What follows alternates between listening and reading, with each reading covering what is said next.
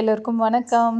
இன்றைக்கி வந்து பார்த்தோன்னா லன்ச் அண்ட் பிரேக்ஃபாஸ்ட் என்னென்னு பார்க்கலாமா? இன்றைக்கி வந்து ஸ்நாக்ஸ்க்கு வந்து பார்த்தோன்னா ஒயிட் கொண்டக்கடலையில் தேங்காய் திருவி போட்டு செஞ்சு கொடுத்துருக்கேன். மிளகா வந்து பார்த்தோன்னா இருக்கிறதுலே கொஞ்சம் சின்ன பீஸாக வந்து கட் பண்ணி அவங்களுக்கே தெரியாமல் எனக்கு சாப்பிட்ற மாதிரி அதில் போட்டிருக்கேன். ஆனால் குட்டி சுத்தமாக வந்து காரமே சாப்பிட மாட்டாங்க.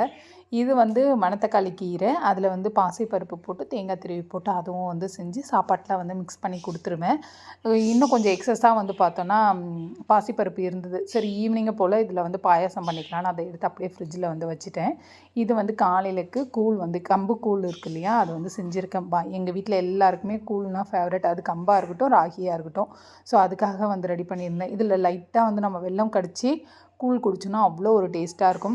நெக்ஸ்ட்டு வந்து பார்த்தோன்னா ஃபைனலாக குட்டீஸ்க்கு இப்படியே கொடுத்தா தொட்டுக்க எதுவும் இல்லையேன்னு சொல்லிட்டு உருளைக்கிழங்கு ஃப்ரையை கடகடன்னு கட் பண்ணி மிளகாத்தூள் மட்டும் போட்டு உப்பு போட்டு பண்ணேன். உண்மையாலுமே சூப்பராக இருந்தது. அது கொஞ்சம் மணத்தக்காளி ரொம்ப மைல்டாகவும், இது வந்து கொஞ்சம் நல்ல காரமாகவும் சூப்பராக இருக்கும் சாப்பிட்றதுக்கு. எனக்கும் ஃபைசானுக்கும் ஓகே. ஆனால் சின்ன குட்டி சுத்தமாக சாப்பிடவே மாட்டார். அதுக்காக அவருக்கு வந்து வேறு தனியாக வந்து பண்ணேன். ரீசெண்ட் டேஸில் எனக்கு ஒரு இன்சிடெண்ட் நடந்தது. உங்களுக்கு அந்த மாதிரி நடந்திருக்கா? நீங்கள் அந்த மாதிரி ஃபீல்லாம் வந்து அனுபவிச்சிருக்கீங்களான்றதை வந்து சொல்லுங்கள்.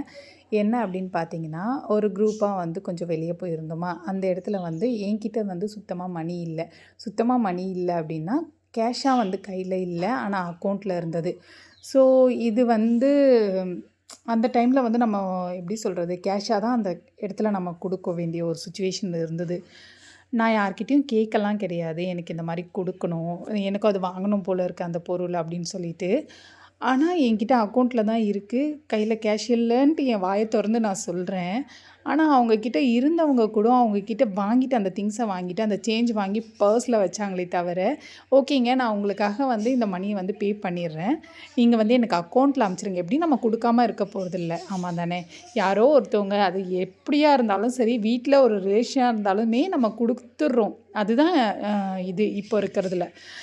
அப்படி இருக்கும்போது அவங்க ஒரு வார்த்தை கூட சொல்லாதது எனக்கு அது அப்போல்லாம் ஒன்றுமே ஃபீலிங்காக இல்லை. அதுக்கப்புறம் அந்த திங்ஸ் வந்து நம்ம வாங்கலை அப்படின்னும்போது அது யோசனை வந்துச்சு.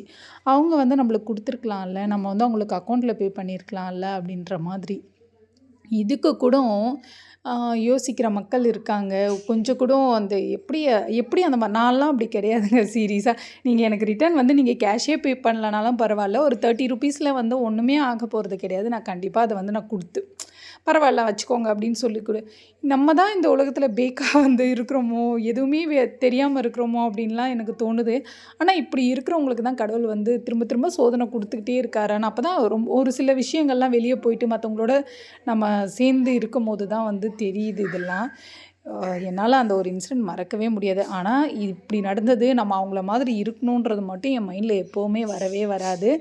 நான் தான் எனக்கு கடவுள் கொடுத்த மைண்ட் செட் இது தான்.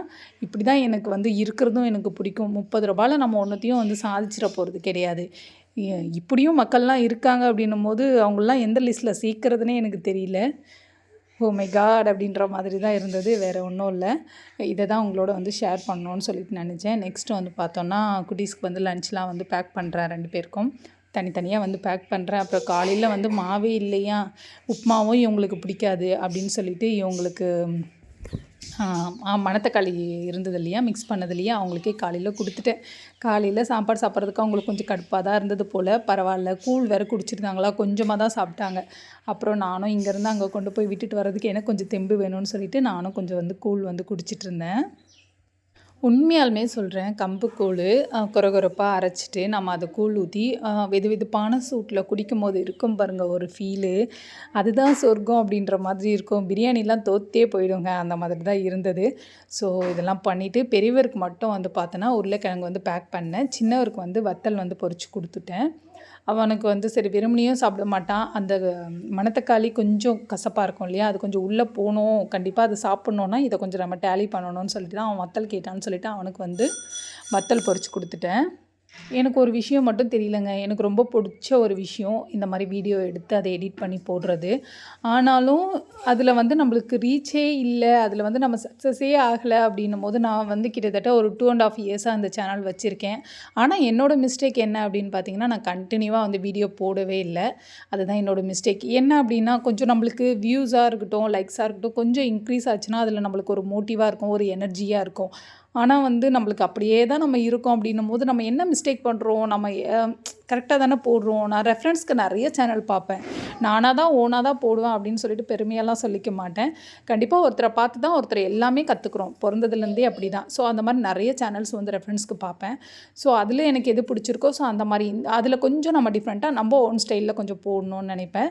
ஸோ எங்கள் சின்ன குட்டி பார்த்தீங்கன்னா இப்படி தான் கேமராவுக்கு முன்னாடி இந்த மாதிரி ஏதோ ஒன்று பண்ணிகிட்டு இருந்தார். சரி ஓகே அப்படின்னு சொல்லிட்டு இதெல்லாம் க்யூட் மூமெண்ட்டில் இன்கேஸ் அவங்க ஃப்யூச்சரில் வந்து சூப்பராக பார்த்து லைக் பண்ணுறதுக்கு சான்சஸ் இருக்குது. இப்படிலாம் நம்ம சின்ன வயசில் இருந்தோமா அப்படின்னு சொல்லிட்டு. ஃபைசானுக்கு எப்போவுமே இந்த காலையில் கிளம்பி வீட்டை விட்டு வெளியே வரப்போ தான் பெண்ணும் டைரியும் எடுத்துகிட்டு வருவான். எனக்கு அப்போ வரும் பாருங்கள் ஒரு டென்ஷனு. நம்ம கிளம்புறத பார்க்குறதா அவனுக்கு டைரியில் சைன் பண்ணுறதா இப்படி தான் வந்து மைண்டில் ஓடும். டேய் நைட்டெல்லாம் என்னடா பண்ணுற, சைன் வாங்கடான்னா நானும் சொல்லி சொல்லி விட்டுட்டேன். அவன் அதில் மட்டும் சேஞ்ச் ஆகிற ஒரு இதுவே இல்லை. அவனை கொஞ்சம் மாற்றணும் அப்படின்னு நினைக்கிறேன்.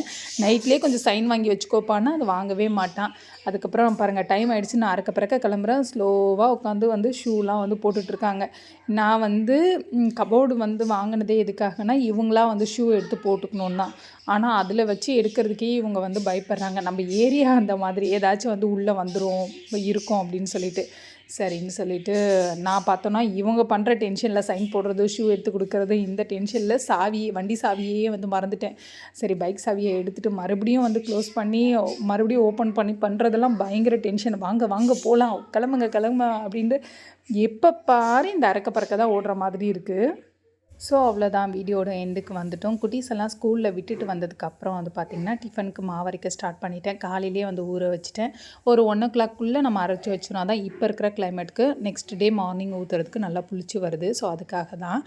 அவ்வளோதான், நல்லதே நினைப்போம், கண்டிப்பாக நல்லதே நடக்கும்.